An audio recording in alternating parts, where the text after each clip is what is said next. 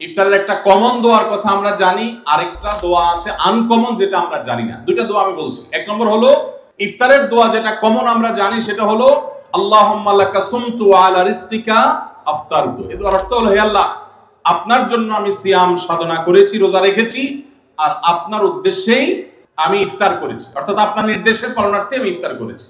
এই যে আল্লাহুম্মা লাকা সুমতু ওয়া আলা রিজকিকা আফতারতু, এটা ইফতারের একটা দোয়া। আরেকটা দোয়া হলো যাহাবা যামা ওয়াবতাল্লাতিল উরুক ওয়া সাবাতাল আজরু ইনশাআল্লাহ। অনেকে এটা জানেন মাশাআল্লাহ। যাহাবা যামা মানে আমার পিপাসা দূর হয়ে গেছে, ওয়াবতাল্লাতিল উরুক আমার শিরা উপশিরাগুলো সব সিক্ত হয়ে গেছে, ওয়া সাবাতাল আজরু ইনশাআল্লাহ এবং আল্লাহ চাহেন তো এই রোজার বিনিময় আমার জন্য অবধারিত হয়ে গেছে। এই যে দোয়া ইফতারের, এটা কি ইফতারের আগে করবেন না মাঝখানে করবেন না শেষে করবেন? কি বলেন, ইফতারের আগে না শেষে? যারা যারা আগের পক্ষে তারা হাত তোলেন, মাশাআল্লাহ। বলো ভাইরা আমার, এই দোয়া ইফতারের পরে করবেন, আগে না। অনেকেই এই ভুলটা জানেন, অনেকে মনে করেন যে আগেই করতে হয়, আগে না। ইফতারের দোয়া কখন করবেন? ইফতারের শব্দের অর্থের দিকে খেয়াল করলে তো দেখতে পারেন, পিপাসা দূর হয়ে গেছে, শিরা উপশিরা সিক্ত হয়ে গেছে, এটা কি ইফতারের আগে হয় না পরে হয়? তাহলে আল্লাহুম্মা লাকা সুমতু ওয়া আলা রিজকিকা আফতারতু, আল্লাহ তোমার জন্য রোজা রাখলাম, তোমার রিজিক দিয়ে ইফতার করলাম, এটা কি আগে না পরে? পরে। অতএব এটা ইফতারের পর। তাহলে ইফতারের শুরুতে কি পড়বেন? বিসমিল্লাহ। বিসমিল্লাহ বলে যে কোনো খাবার খান, ইফতারও খাবেন। ইফতার খেয়ে ফেলছেন, 2-4 লোকমা খেয়েছেন, একটু পানি খেজুর খেয়েছেন, তারপরে দোয়া পড়তে পারেন। আর চাইলে একদম শেষ করেও পড়তে পারেন। আর এটা নিজের ভাষায় পড়লে হয়ে যাবে, কিন্তু সুন্নাত হবে, বেশি উত্তম হবে নবীজির ভাষায় পড়তে পারলে, সরাসরি আরবি টেক্সটটা পড়তে পারলে। আল্লাহ আমাদেরকে তৌফিক দান। রোজার নিয়ত কোনটি বা কিভাবে করব? নিয়ত করা কি রোজা রাখার জন্য জরুরি? নিয়ত তো সমস্ত ইবাদতের জন্য জরুরি, কিন্তু নিয়ত করা জরুরি, নিয়ত বলা জরুরি না। নিয়ত করা এক জিনিস আর নিয়ত বলা আরেক জিনিস। মুখে নিয়ত বলে আর অন্তরে নিয়ত করে, অন্তরে নিয়ত করে আর মুখে নিয়ত বলে।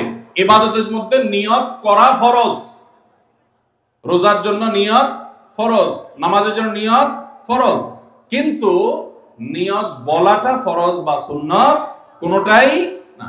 আমরা যে রোজার নিয়ত শুনছি, নাওয়াইতু আন আসুমা গাদান, আছে না? বিভিন্ন আপনার ক্যালেন্ডারেও লেখা থাকে, ভিত্তিহীন। নবী করিম সাল্লাল্লাহু আলাইহি সাল্লামের কোন জয়ীফ জাল হাদিসেও এরকম রোজার কোন নিয়তের কথা কোথাও বর্ণিত হয় নাই। ইসলামের নামে নকল আমল করলে সওয়াব হবে না গুনাহ হবে? খবরদার। এই জন্য আমরা মেহেরবানি করে, আমি কি জন্য ভোর রাতে উঠছি? সারি খেতে উঠছি, সারি খেতে উঠছি মানে কালকে রোজা রাখবো, এটাই তো আমার নিয়ত। মনের ইচ্ছা আছে, ইন্টেনশন আছে, এটাই নিয়ত। মুখে আলাদা নিয়তের উচ্চারণ দরকার নাই। প্রথম প্রশ্ন এসেছে, রমজানে মাঝে মাঝে তারাবির নামাজ ছুটে যায়, যদি আমার তারাবির নামাজ ছুটে যায়, এতে কি আমার রোজা আদায় হবে বা রোজার পূর্ণতাতে কোনো সমস্যা হবে কিনা? ভাইরা আমার, রমজান মাসে তারাবির নামাজ না পড়লে আমরা অনেকে মনে করি যে তার রোজাতে বোধহয় অসুবিধা হবে।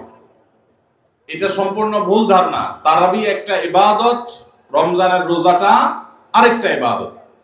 যেহেতু তারাবি না পড়লেও রমজানের রোজা হয়ে যায়, তাহলে তারাবি পড়ার কি আর দরকার আছে? কেন? রোজা তো হয়ে যাবে। আলাদা ইবাদত। রোজা রাখা একটা ইবাদত, তারাবি পড়াটা আরেকটা ইবাদত। নবী করিম সাল্লাল্লাহু আলাইহি সাল্লাম একই হাদিসে দুটি কথা বলেছেন, মান কামা রমাদানা ঈমানান ওয়া ইহতিসাবান গুফিরা লাহু মা তাকাদ্দামা মিন যামবি। একই হাদিসে বলেছেন, মান সামা রমাদানা ঈমানান ওয়া ইহতিসাবান গুফিরা লাহু মা তাকাদ্দামা মিন যামবি।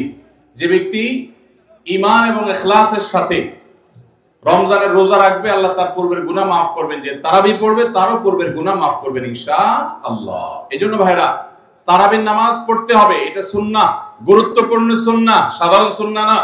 নবী সাল্লাল্লাহু আলাইহি সাল্লাম ছাড়েন নাই, সাহাবীরা ছাড়েন নাই, কোনো ওযর ছাড়া তারাবি ছাড়া যাবে না। জামাত ছুটে গেলে একা একা হলেও পড়বেন, কিন্তু কোনো কারণে পড়তেই পারলেন না, সফরে আছেন, ট্রাভেলে আছেন, বাসে ছিলেন, ট্রেনে ছিলেন, নাইটে সফর করেছেন, তারাবি পড়তেই পারেন নাই, ইনশাআল্লাহ আপনার রোজা হয়ে যাবে। তাই বলে তারাবিকে অনেকে অবহেলা করেন আজকাল, যেটা তো সুন্নাত, না পড়লে কি? এই অবহেলাটা আরেকটা দোষের। তাহলে আমাদের মধ্যে দুইটাই সীমা লঙ্ঘন। কেউ মনে করেন তারাবি না পড়লে রোজাই হবে না, এটা হলো বাড়াবাড়ি। আবার অনেকে মনে করে তারাবি না পড়লেই বা কি, এটা হলো ছাড়াছাড়ি। এই বাড়াবাড়ি এবং ছাড়াছাড়ির মধ্যে আমাদের থাকতে হবে। আল্লাহ আমাদের তৌফিক দান করুন। একজন রোজাদারের জন্য রমজানের প্রতিটি দিনের আমলের রুটিন কি হবে, কিভাবে সে তার রোজা কাটাবে? মাশাআল্লাহ, আমাদের একটা নতুন বই বের হয়েছে এবার, সেটা হলো মাহে রমাদানের 27 আমল। এই যে বইটা একটা হাতের সামনেও আছে, মাশাআল্লাহ। এটা মূলত আমাদের একটা বক্তব্যের নির্যাস। এর আগে সোনাইমণিতে একটা বক্তব্যে আমরা মাহে রমজানের উপরে একটা গবেষণা করে 27টা আমল কোরআনের আলোকে বের করেছি, সেটা উপস্থাপন করেছি, পরে এটাকে বই আকারে আনা হয়েছে। এখানে রমজানে আপনি কি কি করবেন তার সবগুলোর তালিকা দেওয়া আছে। অতএব এটার আলোকে আপনি আমল করতে পারেন, চাইলে ভিডিও বক্তব্যটা শুনে নিতে পারেন। একবার সকাল থেকে রাত পর্যন্ত একটা সুনির্দিষ্ট রুটিনের মধ্য দিয়ে কাটাবেন। আর কিচ্ছু করতে পারেন না পারেন, শুধু একটা কথা বলে যাই, রমজান মাসে ফরজ রোজা রেখে অন্তত কোন প্রকার হারাম কাজ, গুনাহের কাজ করবেন না। বাস এটুকু যদি করতে পারেন, ইনশাআল্লাহ আপনার রমজান সাকসেস। চেষ্টা করা যাবে না ইনশাআল্লাহ?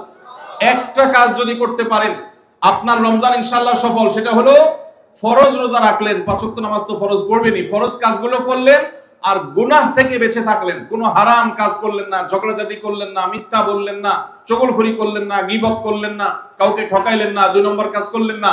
এই গুনাহমুক্ত যদি রমজান কাটাইতে পারেন, আপনার রমজান সাধনার সার্থক ইনশাআল্লাহ। আল্লাহ তৌফিক দান।